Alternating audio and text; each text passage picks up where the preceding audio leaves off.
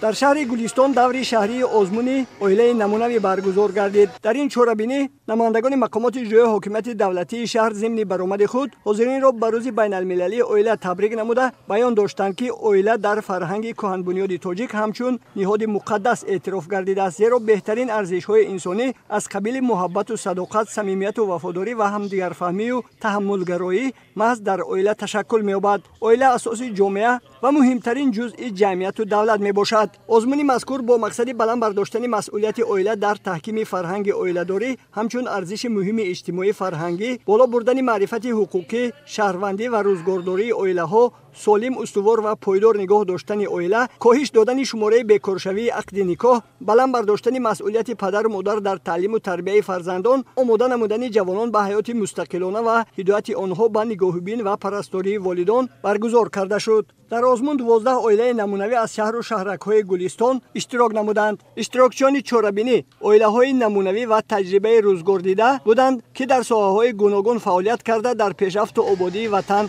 سهم گذاشتند. آنها در برآمدهایشان تاکید نمودند که مستحکم و پایدار گردانیدن اویله باعث استواری و پرقوتی دولت و ملت و جمعیت بوده. توسط اویله‌داری ما می‌توانیم بهترین عنعنه عادت‌ها را ادامه داده، خودشناسی ملی و معرفت بلند اویله‌داری را در ذهن و مغز اهل جامعه به خصوص جوانان جایگیر نماییم. برپا کردن چنین آزمون‌ها البته برای کم شدن جداشوی اویله زمینه می‌گذارد. من فکر می‌کنم که محبت باشد، اویله باز هم مستحکم‌تر می‌شود، یکدیگر فهمی می‌شود، صبر و تحمل می‌شود.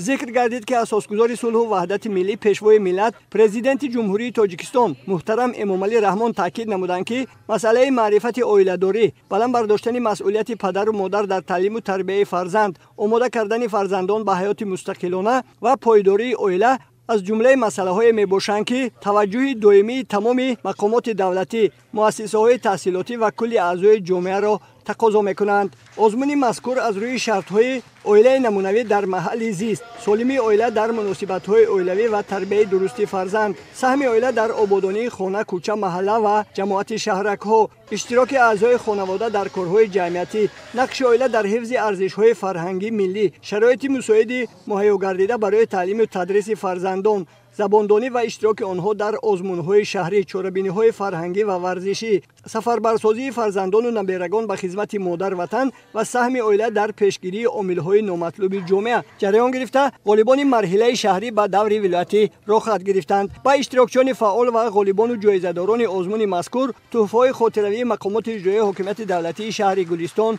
سپرده شدند.